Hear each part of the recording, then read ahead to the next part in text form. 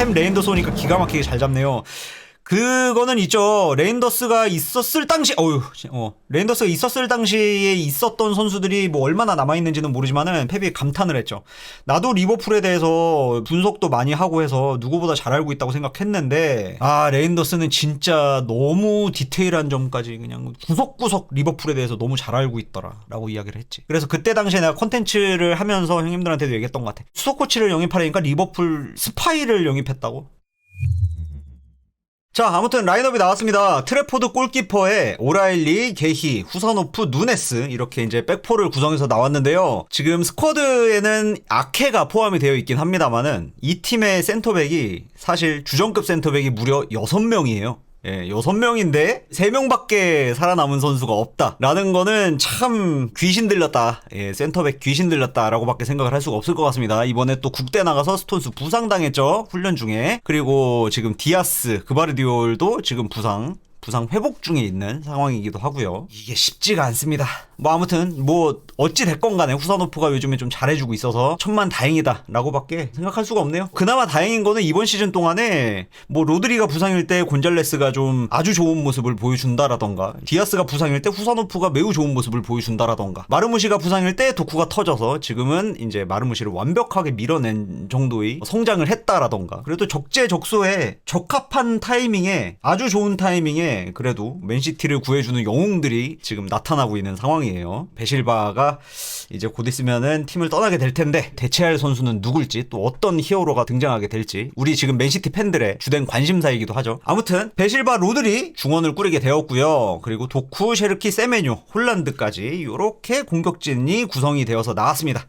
현재로서는 나올 수 있는 최상의 전력이다 라고도 할 수가 있죠. 물론 이제 주중에 경기가 없기 때문에 로테이션을 딱히 돌릴 필요가 없다고 펩이 판단을 해서 이제 이렇게 나온 것이기도 하겠지만은, 뭐 아무튼 이번 경기 제대로 잘 선수들이 계획대로 플레이를 해주길 바라겠습니다.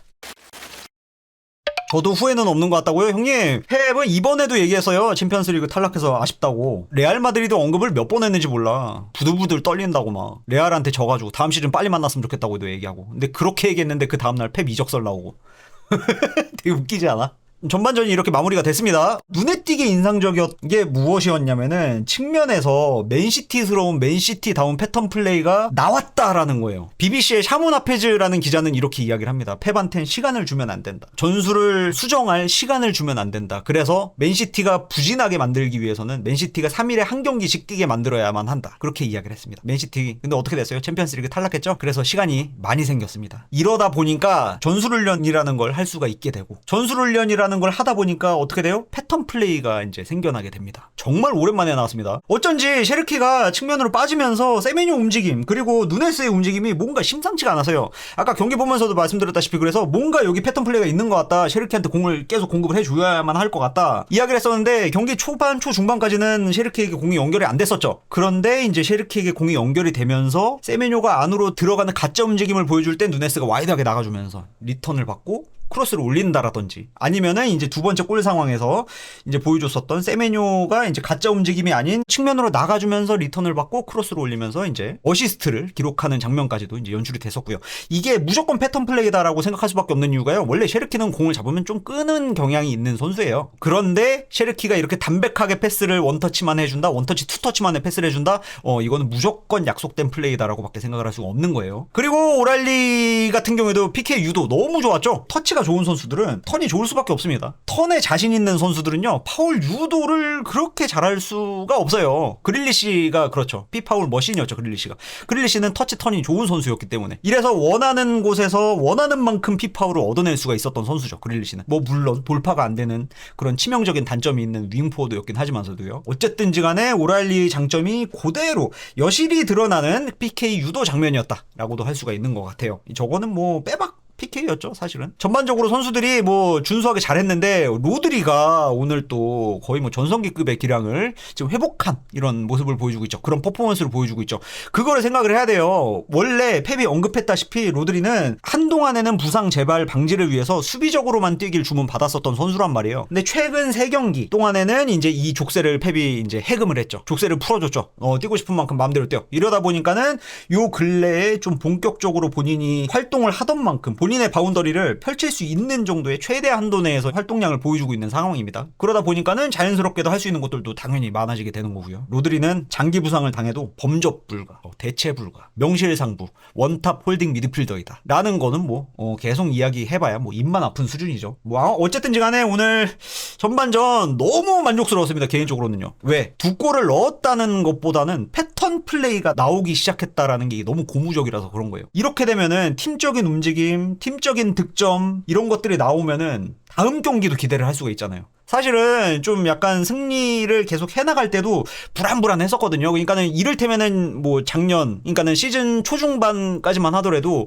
거의 뭐 홀란드 딸깍으로 승점을 벌어오던 시기가 있었잖아요. 근데 그때 당시에도 저는 계속 말씀드렸다시피 뭔가 계속 불안할 수밖에 없었단 말이에요. 왜냐하면은 정말 딸깍 그 이상도 이하도 아니었으니까. 패턴 플레이로, 약속된 플레이로 골을 넣어야 일관적인 결과물을 가져올 수가 있는 건데 패턴 플레이가 완전 실종된 경기력이었거든요. 그때 당시에는. 이래서 시즌 말미에 무언가 좀 맨시티가 많이 달라지고 있다. 아니 원상복구가 되고 있다라고 이렇게 이야기를 할 수가 있는 시점인 것 같습니다. 아무튼 전반은 너무 재밌게 너무 잘 봤고요. 맨시티 팬 입장에서 아무튼 또 후반전 본 뒤에 퍼포먼스 평가 이어서 하도록 하겠습니다.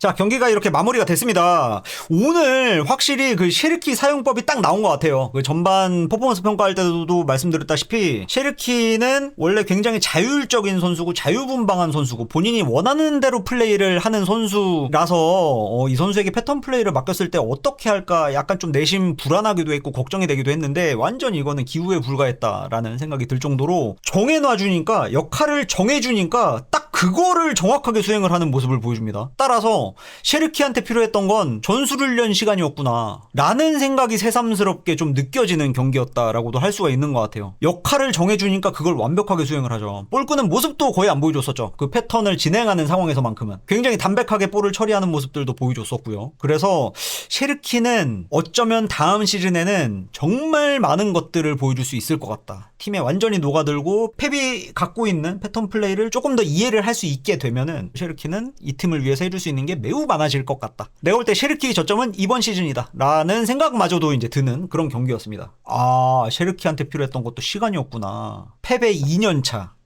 셰르키.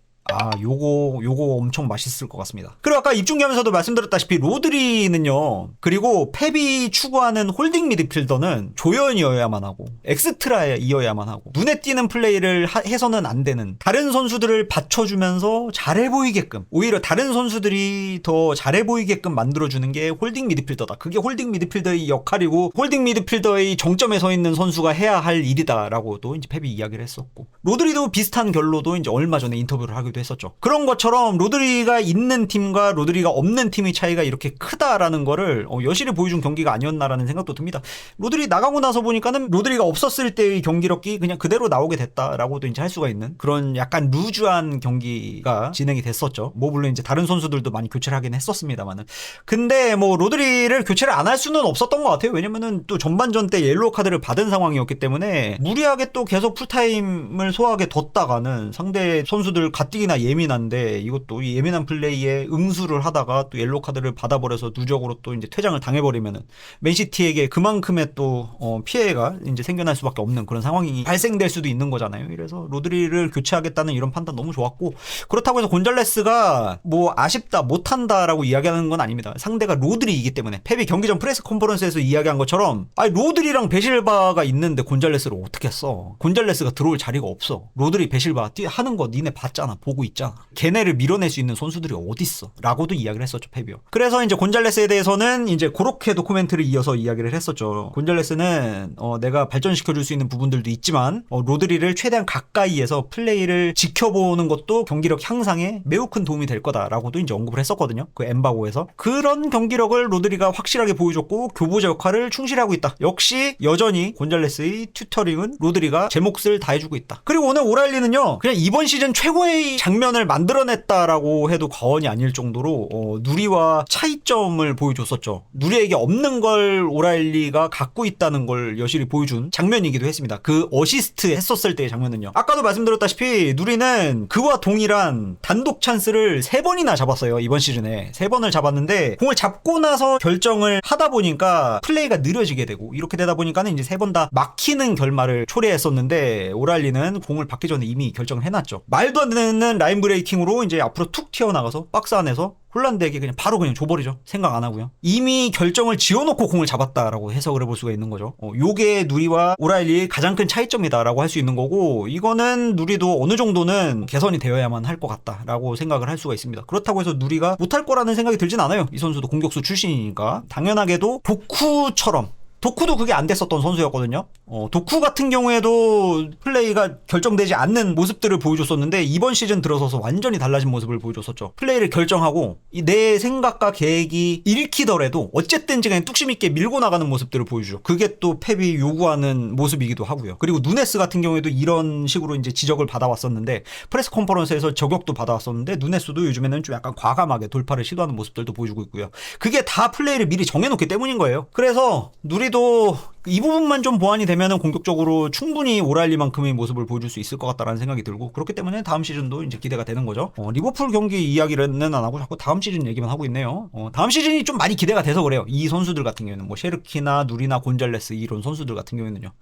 티자니도 좀 그런 가능성이 좀 보였으면 좋겠는데 뭐 아무튼 뭐 지켜보자고요. 어쨌든 오늘 경기 결과가 예상치 못하게 뜻하지 않게 너무 경기가 잘 풀려서 되게 재밌게 봤습니다. 오늘 좀 약간 이른 시간대였어서 이제 형님들도 이제 경기들을 많이 보셨을 것 같은데 좋은 결과를 챙겨올 수 있게 돼서 너무 기분이 좋고, 다음 주에 있을 첼시전 또 잘 준비해서 좋은 경기력을 보여주길 바라보도록 하겠습니다. 다시 한번 말씀드리지만 펩에게 시간을 주면 안 된다. 우리가 배운 아주 큰 교훈이지 않을까라는 생각을 해볼 수가 있을 것 같습니다. 아니, 우리가 배운이 아니고 상대팀이 배운 교훈이지 않을까라는 그런 생각을 좀 해볼 수가 있을 것 같습니다. 펩에게 시간을 주면요, 패턴을 만들어 버리는 사람입니다. 펩에게 시간이 있으면 안 돼요.